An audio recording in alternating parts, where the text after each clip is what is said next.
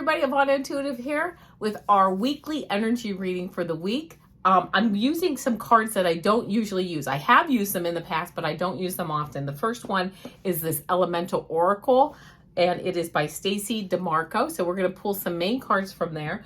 For a clarifying card, I'm going to use this Wisdom of the Hidden Realms with Colette, Baron-Reid. And then for our pick a card, I'm doing a romance pick a card today. It is the Romance Angels by Doreen Virtue. So we're going to pull some cards and see what we get. That'll be for the pick a card. But before we get there, let me get some of the housekeeping out of the way, which is, of course, this is for entertainment purposes only.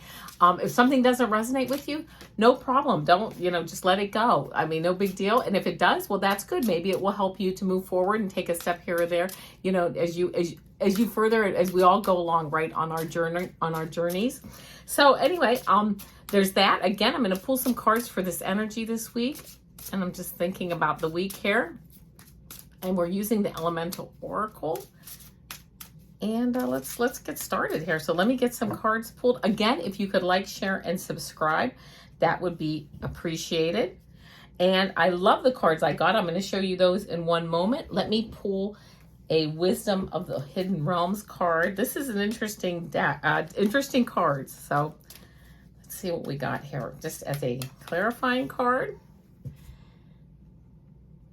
So I'm going to read what the cards are, and then we're going to dive a little deeper. The first card that I got is this number 10 card, and it says brush fires. So we're going to look that up. And it also says fury here, fury and brush fires. It's the first card. The second card that I got is the number 6, and it's the Sun card, and that's a number 8 there. 8 happens just to be my most favorite number. I know it's the symbol for infinity, and I have always I loved it for some reason when I was 8 years old. When I was 8 years old, I decided I must have had a good year, because I remember thinking, this is a really good year. I'm having a lot of fun. What year is it? I thought I'm 8 years old, and I thought, oh, 8's my favorite number. So 8 and the Sun, but we also have a 6 up here. We'll see, that may or may not have any significance. And then we have a 7, the 7 card, which is the Moon. And this says darkness. So we have, oh, I'm sorry. This doesn't say 8. This says light. Well, anyway, you got a lesson on my favorite number. This is light with the Sun, which would make sense. And then darkness with the Moon. So there we go. And then the clarifying card that we got is the Web Weaver. And it says, let me see, what does it say? Synchronicity, divine intelligence, cause and effect. Very interesting cards here. So let's just get started. Let's start with card 10, which is bushfires and fury. Extreme emotions, once engaged, are hard to put back in the container. Anger is a healthy emotion, yet fury is less necessary. Warlike emotions should be tempered unless survival requires it. Emotional intelligence is required at this time. I'm going to read a little further here. It says, bushfires are a regular occurrence within some ecosystems in such places as Australia, my home country. This is the home country of Stacey, Demarco. Bushfires are often started naturally by lightning strikes and unnaturally by arson or uncontrolled back burning. Bushfires have a high heat output and are greatly affected by wind, fuel load, ambient temperature, humidity, and slope. While fires have always been a part of some ecosystems, in fact integral to them because of things such as fire-triggered germination, we are now entering a time when fires burn so hot and furiously due to climate change factors that the destruction is catastrophic. Sadly, uncontrolled bushfires are becoming the norm in this time of climate change in many countries. These fires are furious, destroying everything: habitat, native wildlife, human life, and property.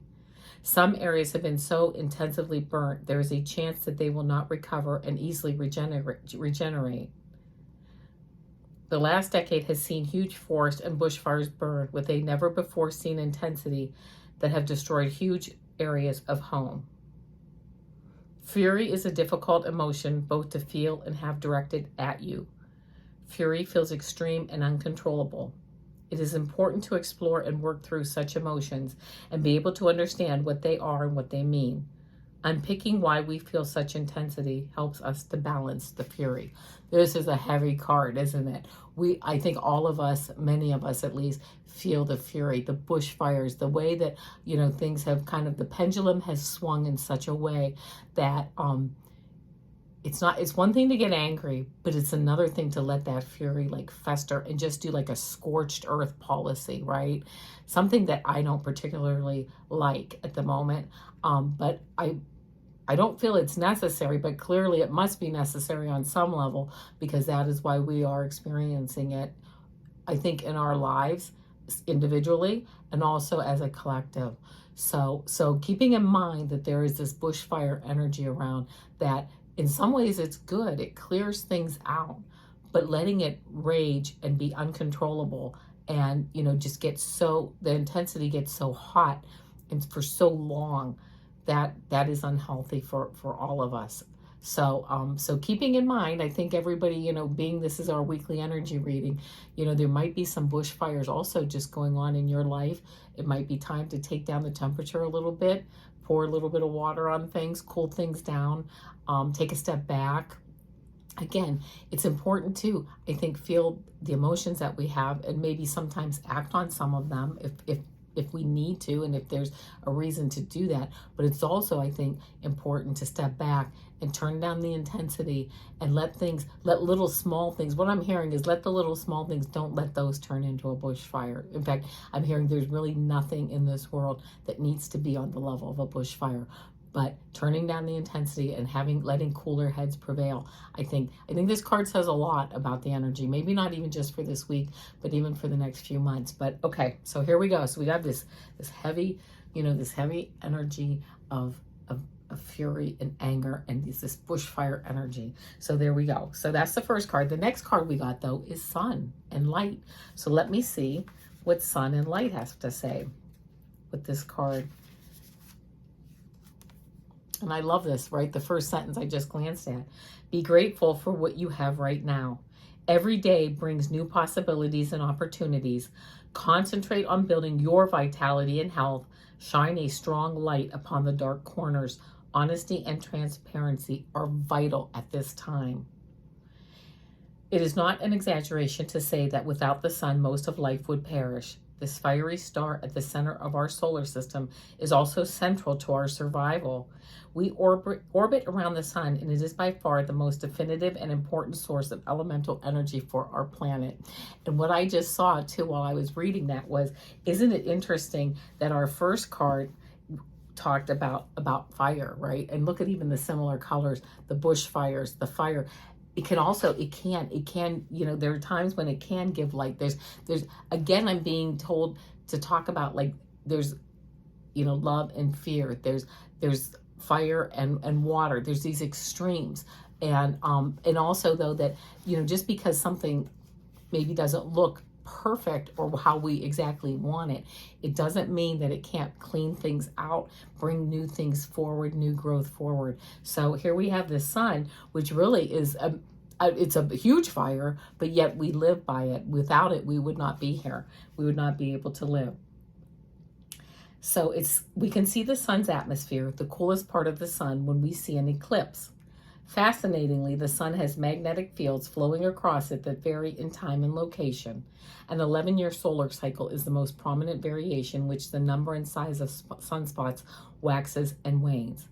Such has been its influence and vital importance that the sun was recognized by ancient peoples as one of the first deities, just as itself. Later on, solar deities were recognized, and many polytheistic cultures had powerful sun gods. The sun was regarded as a masculine energy. The moon is regarded as feminine, most likely due to the sun's fiery and extroverted and extreme nature. Being deeply aware of and connecting to seasonal energies such as the introversion of winter or the explosion of attraction energy in spring can help us find greater flow and ease in everything from creation of projects to the conception of a baby. So here we have, very much so, I'm just hearing the juxtaposition of these bushfires and then the sunshine, right?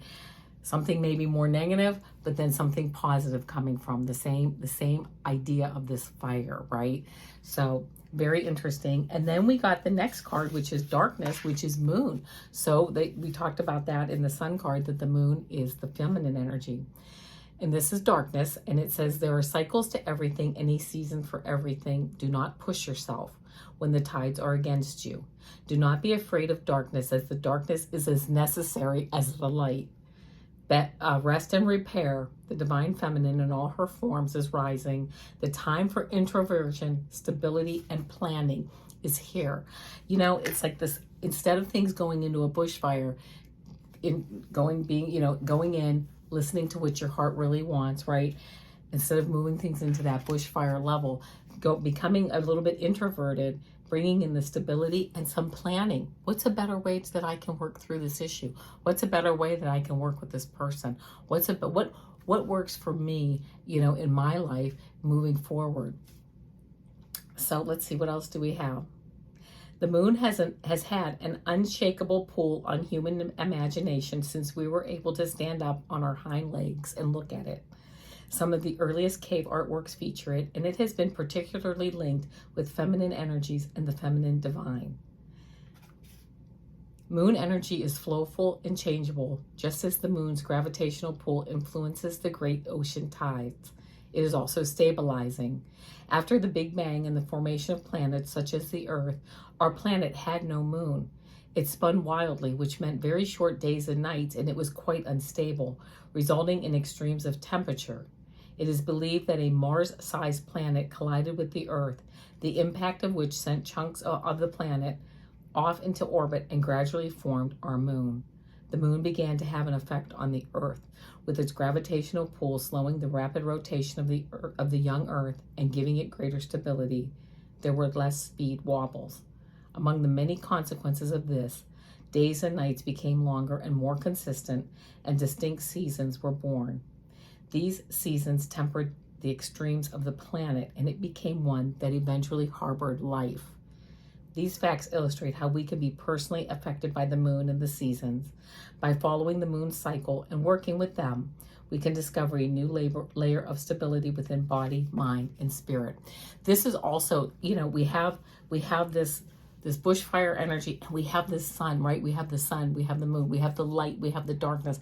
I mean, what a beautiful balancing energy to think about this week, right? We have this moon, the darkness, the stability. We go in, we create peace for ourselves, which then also comes out and helps to create peace with our larger collective, even if it's just with our family and friends, right? So beautiful, beautiful energy this week, and a beautiful lesson to like kind of see, for me, like the juxtaposition of, you know, having this light and having this darkness, and how they can all work together to form the beautiful balance that we all strive for.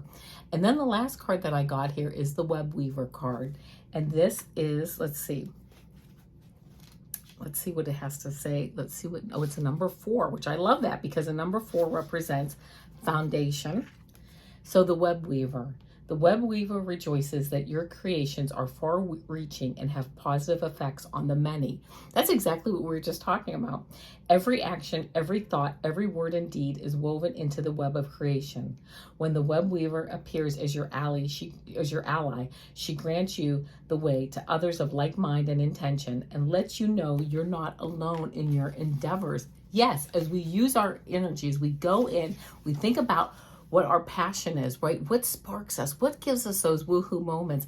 That helps us to come with a new energy to the outer world. And as we do that, we synchronize and we bring in other people and other ideas that are more in line with what our passion is. Just when you need to make a connection, like magic, synchronicity occurs. Music reverberates through the web and plays in harmony with your own. This is a sign to trust in the connectivity between all events. Magic is afoot for you. I love this. It says, if your query is about a relationship, the Web Weaver gives you assurance that meaningful coincidence comes through to give you reason to hope. Potential grows into reality with care and patience. Remember that the web reaches far and wide, and you're only capable of perceiving a small part of it. Trust and pay attention to the patterns you see play out in your life. all things will be revealed through the web. So this beautiful energy of synchronicity, bringing together the light and the darkness. And I'm just hearing, and not being so focused on the bushfires, right? We know there's a number of things going on in this world and even in our own worlds that maybe we're not too happy with, that we wish were different. Not focusing on those so much if we don't need to. I know sometimes we have to step in though and deal with things, but you know what? Really paying attention to the lightness, the sun, the darkness, the moon, and the balance that we bring. And when we go in and we pay attention to that and we listen to that, our balance, our synchronicities come, and that energy, our synchronistic energy works to bring into our lives what the passions, like to embody the passions that we desire as we move forward. So just a beautiful energetic reading this week. Oh, wow. Every week, I just love doing these readings. As you know, they always really are I just like them. I love the energy, and I love really learning about things and kind of just having that energy around us as we talk about it, right? That beautiful balancing energy, that synchronistic energy, the energy of our passions moving forward and moving us forward. So, okay. That being said, I'm now going to pull 3 cards. It's going to be from the Romance Angels Oracle deck with Doreen Virtue. So if you have a question on romance, even if you have a long-term significant other, a long-term partner, let's see what we get. I'll pull a few cards and we'll do a pick a card here. So let me shuffle these up.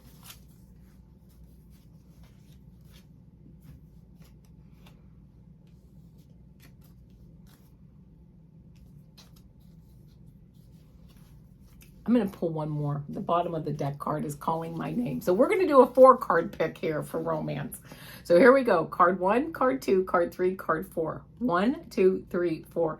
Think about which card resonates with you. Don't think too hard. And here we go. If you picked card 1, wedding. It says this situation involves marriage. Now, it could be you're already married, right? What's the situation? There's a couple of things really that could be left open here, but if you're thinking about getting married, there may be a wedding on the horizon. So wedding, and it says this is card 1. This situation involves marriage. If you pick 2, you deserve love. You are lovable. That is true. We are all lovable. We all deserve love. So if you're moving forward, and you see she's setting her aim. I'm hearing she's setting her aim on something that she's passionate about. So you know what? Set your aim and go for it, right? Number 3 is deception. It says someone is wearing a false self mask in this relationship. If you got this card, it may be speaking to you. So just keep your antenna up if you feel any self-deception in the relationship. And card 4, if you pick that, says, let your friends help you. Ask for and accept support from others. So there you go. I hope those cards resonated with you, and I will see you tomorrow. Don't forget, on Mondays, I do my 3-card pick a card. Tuesdays, I channel Supergirl. Wednesdays are my prediction videos. Thursdays, here we are, energy videos. And tomorrow, I will see you with our weekend readings. All right, my friends, see ya. Bye-bye.